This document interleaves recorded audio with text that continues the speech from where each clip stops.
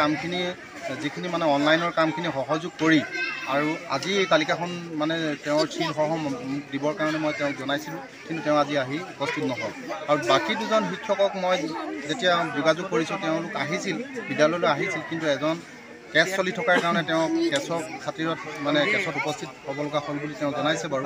আৰু দ্বিতীয়জনৰ কি হৈছে, নতুনকৈ তেওঁ ৰেগুলাৰাইজেশ্যন হোৱাৰ কাৰণে তেওঁ NPSৰ এটা কামত গ'ল বুলি কৈছে। কিন্তু তৎসত্ত্বেও মই তেওঁক কৈছোঁ যে তুমি অন্ততঃ পৰীক্ষাটো পাতি যাব লাগিছিল, কাৰণ ছাত্ৰ ছাত্ৰী যিহেতু পৰীক্ষা চলি আছিল, গতিকে পৰীক্ষাটো পতাটো তেওঁৰ দায়িত্ব আছিল।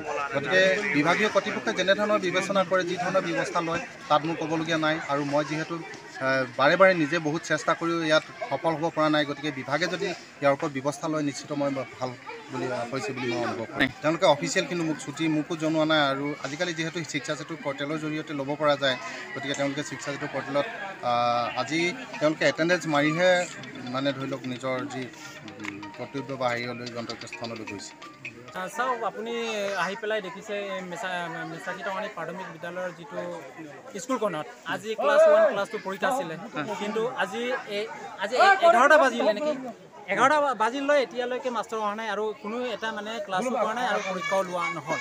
ইয়াত 4জন সৈতে আছে, এজন ভলেণ্টিয়াৰ ৰিটায়াৰ লৈ আছে বুলি কৈছে। এই ভলেণ্টিয়াৰ ৰিটায়াৰ লোৱাজনো মানে 4 মাহ 5 মাহ হ'ল, কিন্তু আজি পৰ্যন্তলৈকে সিও ক্লাছটো কৰা নাই। ঠিক আছে, আমি মানিছোঁ ভলেণ্টিয়াৰ ৰিটায়াৰ লৈ আছে বুলি, কিন্তু 3জন শিক্ষকটো আহিব পাৰে, কিন্তু এই 3জন শিক্ষকো আজি মানে এতিয়া টাইমলৈ 11টা বজালৈকে আহি পোৱা নাই, এজনো অহা নাই।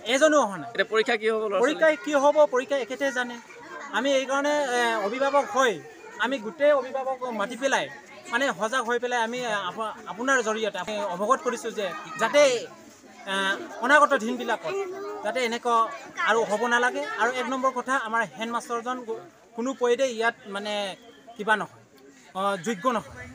যোগ্য নহয় বুলি আমি ভাবোঁ। কাৰণ কিয়নো আমি কমিটি হয় বা অভিভাৱক হৈ পেলাই মাজে সময়ে চেক কৰিব আহোঁ, কিন্তু সেইদিনাখনো সি নাহে আৰু ক্লাছ কৰাত সি মানে বিসংগতি হয়। তাৰমানে হেডমাষ্টাৰজন আহে, কিন্তু কেতিয়াবা আহে কেতিয়াবা নাহে, মানে ডেইলি নাহে, তাৰমানে ৰেগুলাৰ ক্লাছ নহয়। আৰু আমি কাক আশা কৰি ল'ৰা ছোৱালীবিলাকক মানে আমি পঠিয়াম। হেডমাষ্টাৰ কোন আছে ইয়াতে? হেডমাষ্টাৰ বিনোদ পেগু।